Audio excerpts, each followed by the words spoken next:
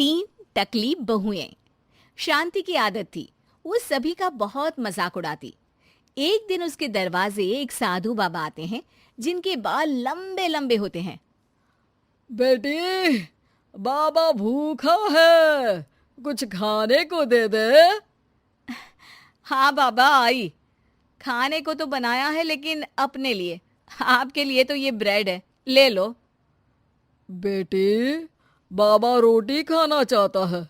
वो क्या है ना, सुबह से भिक्षा नहीं मिली, 2 रोटी तो बना दे। हाँ हाँ जरूर बना देती, ससुर है ना आप मेरे।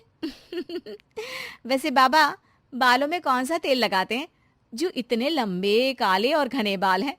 पहले राज बताओ, फिर मैं रोटी बनाती हूँ। बाबा को शांति की बात पर गुस्सा आ जाता है। तू बाबा का मजाक उड़ा रही है? जा, मैं तुझे श्राप देता हूं कि तू गंजी हो जाएगी। शांति बाबा की बात पर जोर जोर से हंसती है। श्राप? अरे श्राप तो ऐसे बोल रहे हैं जैसे भगवान हो। अरे इतनी ही बात पूरी हो जाती है तो भूखे क्यों घूमते हो? रोटी मांग लिया करो ना। मूर्ख लड़की, तू तो मजाक उड़ाने से बाज ही नहीं आ रही। मैं तुझे और श्राप देता हूं कि तेरे घर में जो भी औरत आएगी सब गंजी हो जाएगी।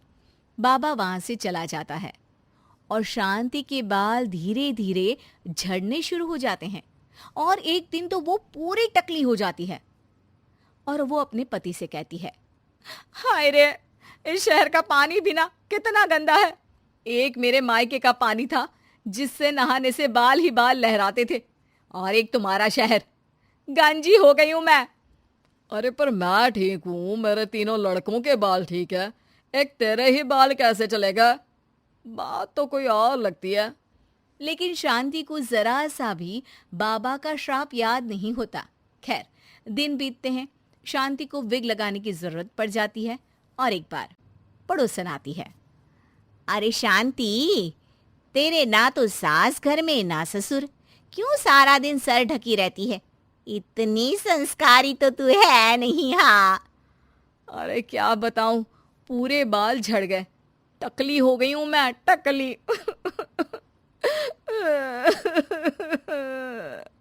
अरे अरे चुप कर शांति, कोई सुन लेगा।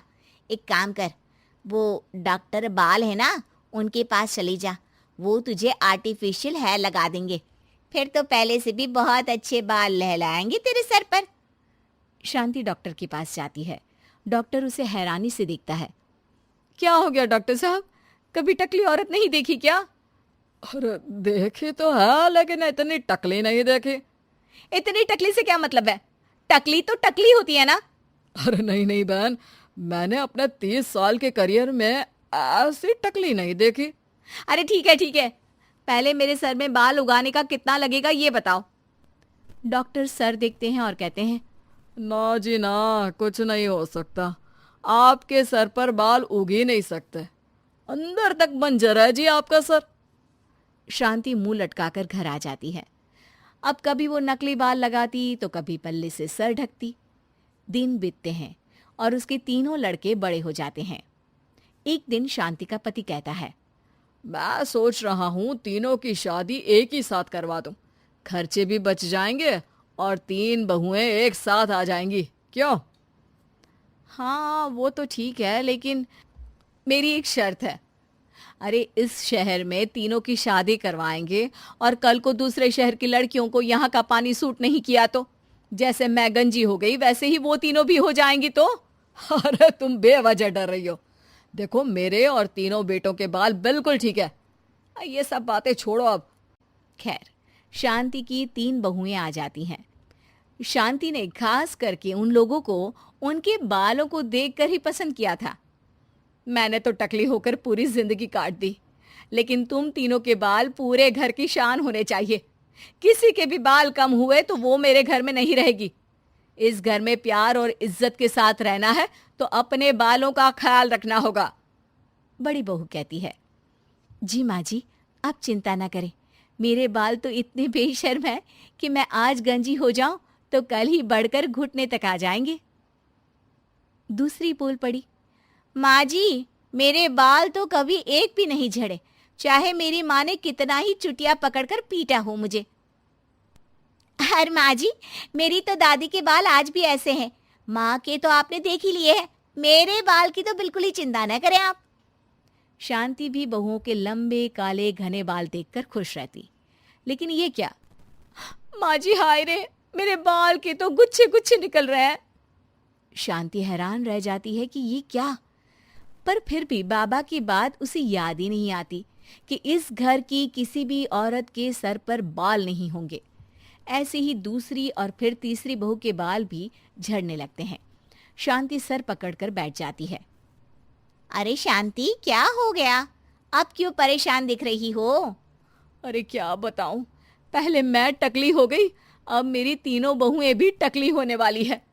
देख शांति, अब तो मामला कुछ और दिख रहा है। कहीं कभी किसी ने तुझे कोई श्राप तो नहीं दिया? अब शांति का माथा ठनकता है और उसे वो बाबा याद आ जाते हैं।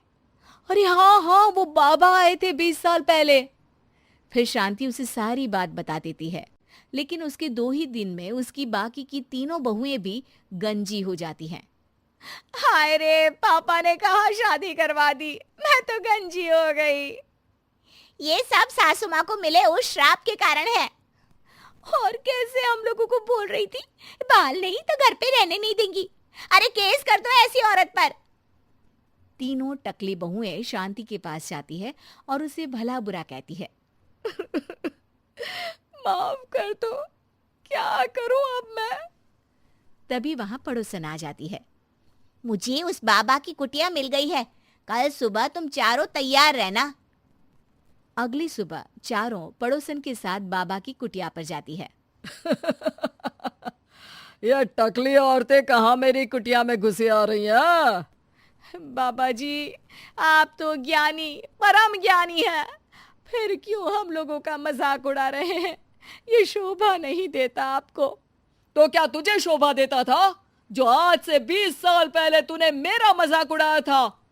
बाबा मुझे माफ कर दो, मैंने तो जैसे तैसे जिंदगी काट ली, लेकिन इन बच्चियों का क्या कसूर है?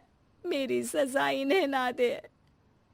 लाख मिन्नतों के बाद बाबा कहते हैं, ठीक है, मान लिया, लेकिन आज के बाद किसी का मजाक उड़ाया तो? नहीं नहीं बाबा जी, मैं तो किसी का मजाक नहीं उड़ाती हूँ, मेरे तो संस्कार ही ऐसे नहीं है। हाँ बाबा जी, किसी ज्ञानी बाबा का मजाक उड़ाना तो बहुत बड़ा पाप है। तीसरी भी बाबा से माफी मांगने लगती है।